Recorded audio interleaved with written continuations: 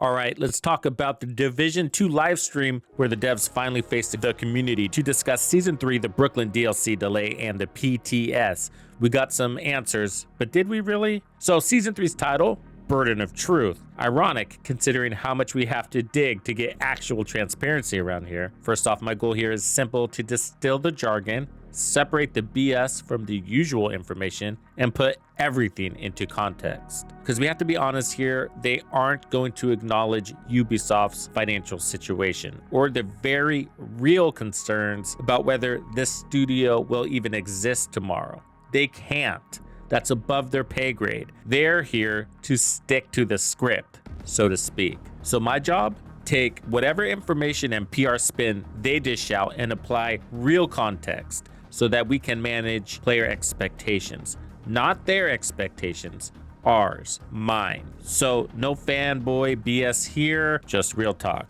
Let's do this. Wait, did we just become best friends? So nice to meet you. I think you're cool. Piece of shit wristwatch. As we predicted, they faced and confirmed the Brooklyn DLC delay and revealed the title Battle for Brooklyn with a logo and key art. So at the very least, they proved they got that far. So they did swear the DLC is still coming in 2025, not canceled, but they did say that the project was just too ambitious for the current team. They say it's nearly there, but they need more time for quality. Does that sound familiar? Because we've heard this all before. This is a Ubisoft pattern. They also clarified what big piece of content actually means. This is not an expansion, it's not a reboot, just a large project for this team. Translation: it's DLC sized, not Warlords of New York scale. Speaking of Woni, they did mention you don't need it to play this DLC. The thing that we want to confirm, to clarify, to debunk the speculations and things that the community is currently upset with. So the DLC will be launching this year. We needed to clarify before we start talking about this season. We needed to be, clear about the fact that this season will not include the DLC. The DLC will come later. In the lack of clarity of this message, obviously some people speculated that not year 6 can mean anything. It can mean just the day after year 6, or it can mean a year after year 6. So that's the part that needs to be clear. It is going to be this year.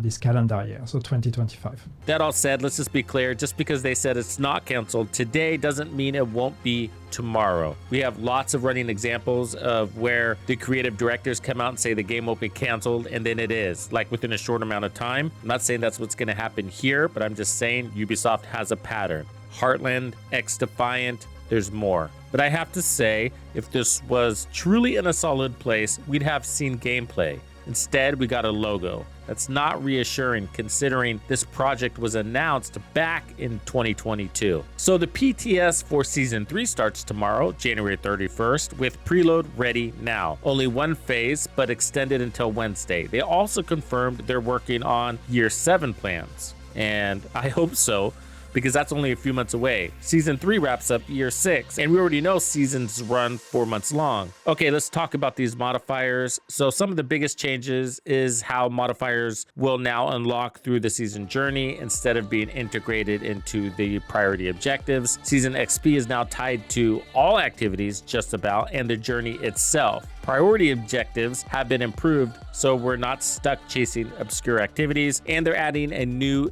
daily refill system to speed up unlocking activities. I don't have any details on that, that's all I know. More event variety is coming, with hints that apparel-like events might return sometime in the future. As expected, the entire season is still wrapped around modifiers, and I gotta say, if modifiers aren't your thing, I wouldn't be surprised if you continue to feel alienated. The season journey, the new gear, even the climax mission are all centered around them. The gear itself probably won't feel exciting unless you're running modifiers that make it shine. It's clear this is the direction they're committed to, whether players like it or not. That being said, Season 3 actually seems to integrate the skill tech better than Season 2 did. Season 2 was brutal for skill builds. The modifiers favored weapon damage so much that skills couldn't compete at all, no matter how optimized your build was. But this time, it looks like they actually took the feedback into account. So kudos where kudos is deserved. So they displayed all of the modifiers, I will put them up here, but they didn't go into them in any real detail. And because PTS is launching tomorrow, it's not really worth going through them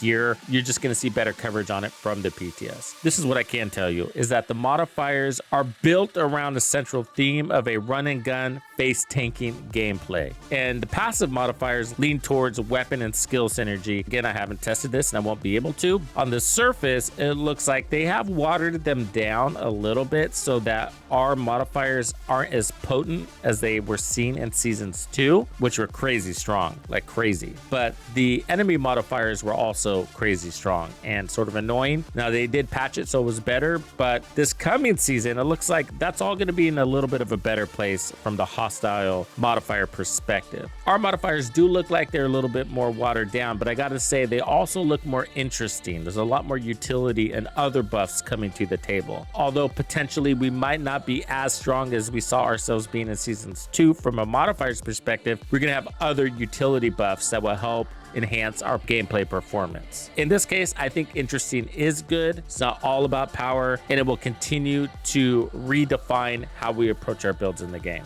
Real fast, let's do a sidebar on the hostile modifiers. Now, this is where the pain point of modifiers exists. The introduction of the modifiers, which was seasons 2.0, seasons 2 of year 6, they had a really bad first impression because you could get stun locked with these crazy status effects, inevitably gets you killed. And so for a lot of players, it didn't feel like the juice was worth the squeeze. And later in the season, they nerfed the hostile modifiers, but by that time, a lot of people had already lost their taste for modifiers. First impressions do mean everything when it comes to getting player adoption. In a live stream, they did eventually address this with the community, and they did say that they were going to make changes so that they weren't as penalizing and more balanced, those hostile modifiers, and they did deliver on that promise, and that's what we're seeing here. So these hostile modifiers are much more interesting and do seem, at least at the surface, less punishing. Basically, in a nutshell, from what I know, it looks like the hostiles are only going to get 1 modifier instead of 3 like they had in season 2.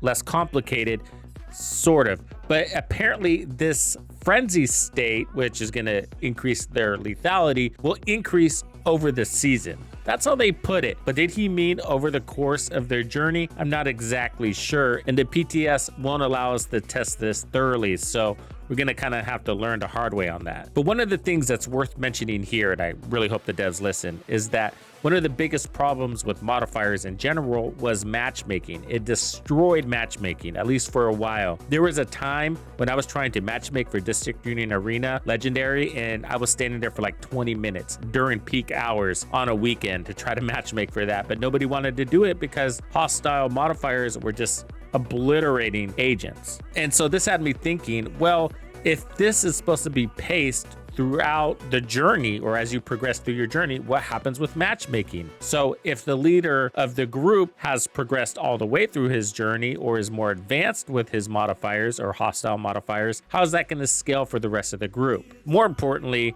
whatever the result, could it discourage, again, matchmaking? Because I'm not sure we can afford that with such a small community. Look out for that. They did give us a quick peek at the new gear. So we're getting a new brand set and a new gear set. As for the new exotics, we're getting something called the Oxpecker Exotic SMG, which is going to repair your shield based on the amount of damage dealt. That's pretty interesting, I gotta say. And with modifiers, it does align. Exodus gloves are going to trigger a smoke bomb on armor break. This one's going to be a little bit tough. I think it's going to be very situational on what kind of builds will run this. If you're a run and gun player, why would you choose this over the Centurion Scabbard or the Memento backpack?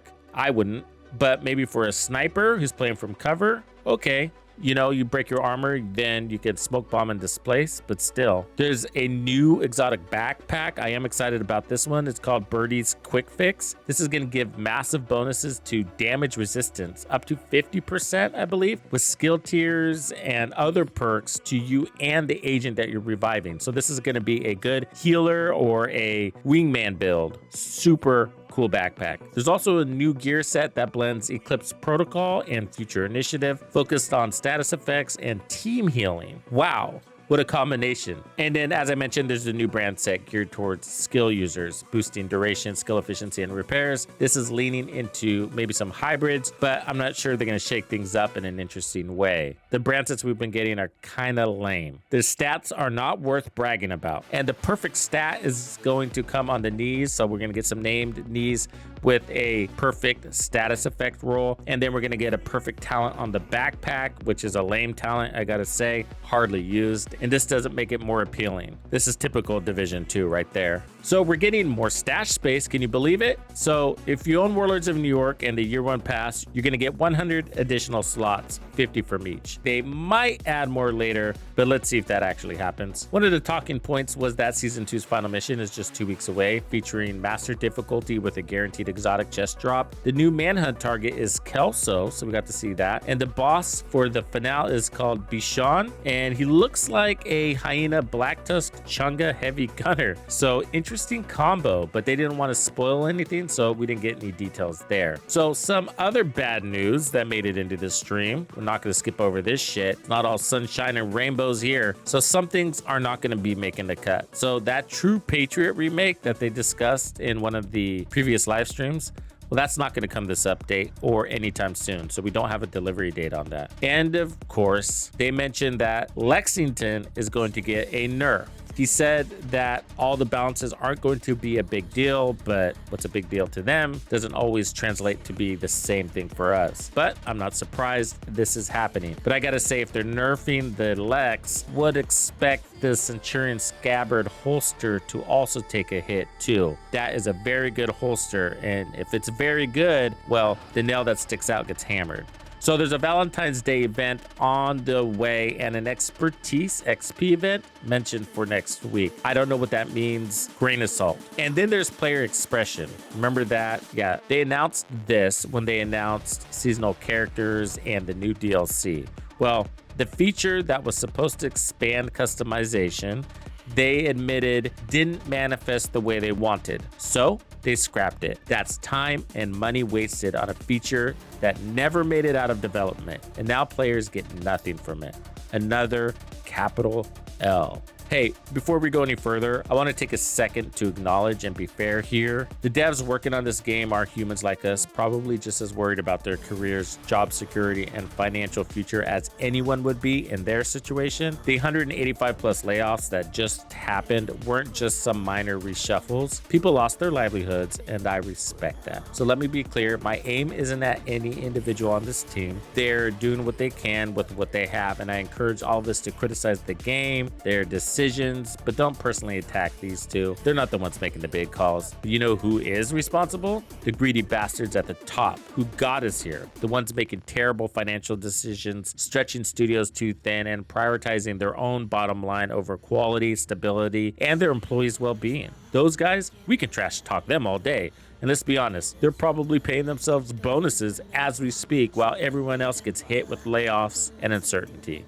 Those dudes deserve every ounce of criticism coming their way, so feel free. So we've covered a lot over the last couple of days, how the fate of the Division 2 is explicitly tied to Assassin's Creed. We've covered the DLC delay. We've covered whether there's going to be a cost and how much to the DLC. We still don't know, by the way. Ubisoft's financial turmoil, their pattern of delay to cancellations, as well as their bad communication habits. Despite all the delays and bad news, I'm always going to be real with you. And I'm always genuinely excited for a new season, no matter how messy things get behind the scenes. The gear, builds, and new mechanics always have me looking forward to jumping back in. Whether I hate the content or not, doesn't matter. I'm gonna jump in, try it, test it, experiment with it, and give you my real feedback. From one season to the next, what I continue to enjoy is that there's something about figuring out new builds, testing out exotics, and seeing how the meta shifts that keeps me coming back. And I really do hope Season 3 delivers. We're not getting the DLC, but I still hope it hits because at the end of the day, we all just want the same game